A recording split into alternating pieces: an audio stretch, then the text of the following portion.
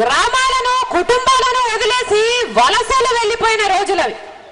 చంద్రబాబు గారు వ్యవసాయాన్ని పూర్తిగా నిర్లక్ష్యం చేసి 8 సంవత్సరాలలో 8 సార్లు కరెంటు ఛార్జీలను పెంచి అవి మీరు కట్టాల్సిందే అని రైతుల మీద ఒత్తిడి తెస్తే పాపం కరువు ఉంది మేము కట్టలేం మహాప్రభు అని ఎంత చెప్పినా వినలేదు చంద్రబాబు గారు.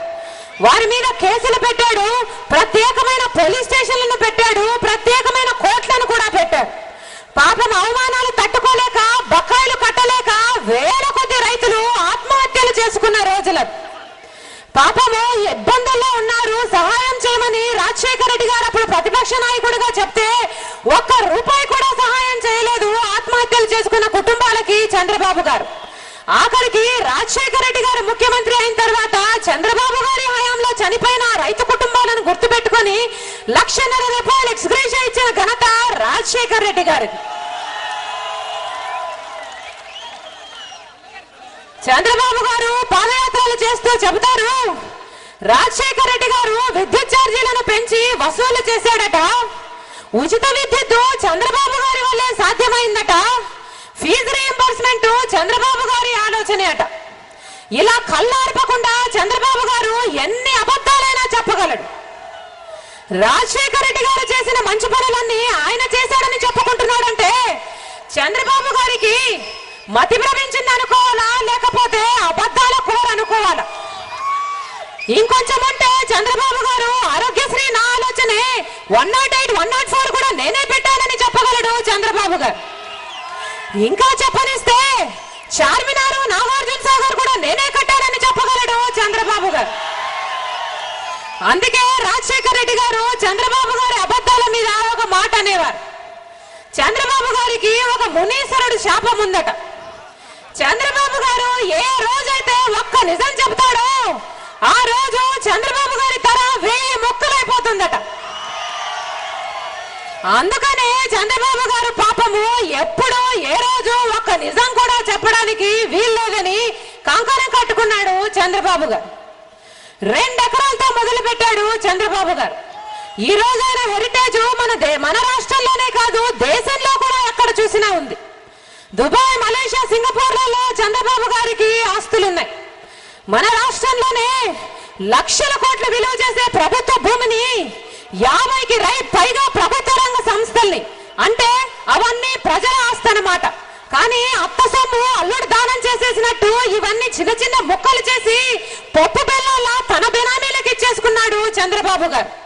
కమ్యూనిస్ట్ వాళ్ళైతే చంద్రబాబు జమానా అవినీతి ఖజానా అని ఒక పుస్తకమే రాశారు చంద్రబాబు గారి గురించి. ఎన్టీఆర్ గారు అయితే చంద్రబాబు గారికి మించిన అవినీతి పరుడు లేనే లేడని ఆయన వ్యాఖ్యానించాడు. tehelka.com అయితే చంద్రబాబే మన దేశంలో అత్యధికమైన ధనవంతుడు, రాజకీయ ధనవంతుడని పేర్కొన్నారు. కానీ చంద్రబాబు గారి మీద ఏ విచారణలో ఏ కేసులు జరగవు.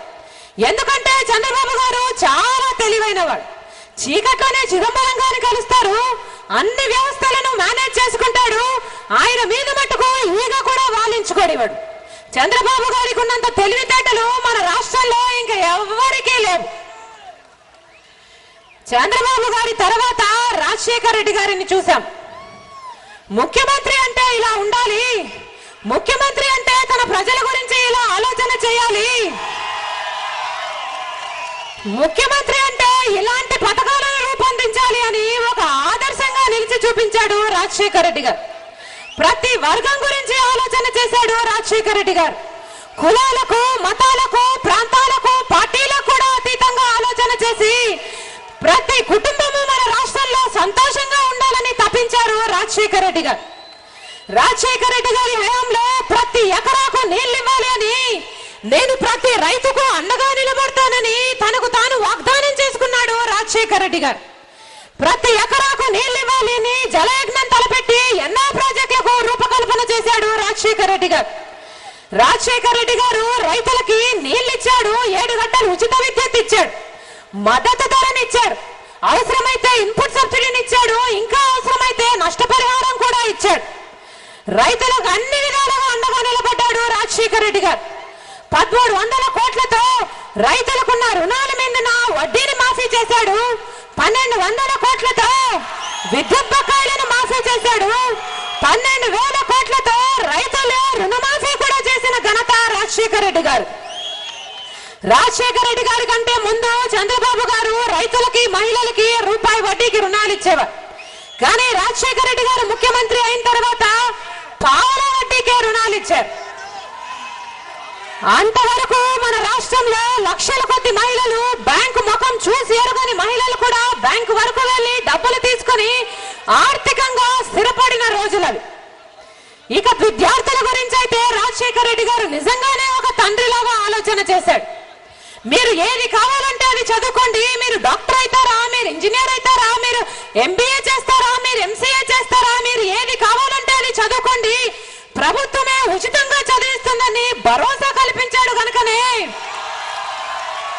మన రాష్ట్రంలో లక్షల కొద్ది విద్యార్థులు ఉచితంగా చదువుకొని ఈరోజు లక్షలైన ఉద్యోగాలలో స్థిరపడ్డారు. పేదవాడు కూడా వైద్యానికి అర్హుడే అని కాదు, పేదవాడు కూడా గొప్ప వైద్యం చేయించుకోగలగాలి అని ఒక డాక్టర్లా మనసున్న డాక్టర్ గా ఆలోచన చేసి ఆరోగ్యశ్రీని రూపొందించాడు రాజశేఖర రెడ్డి గారు.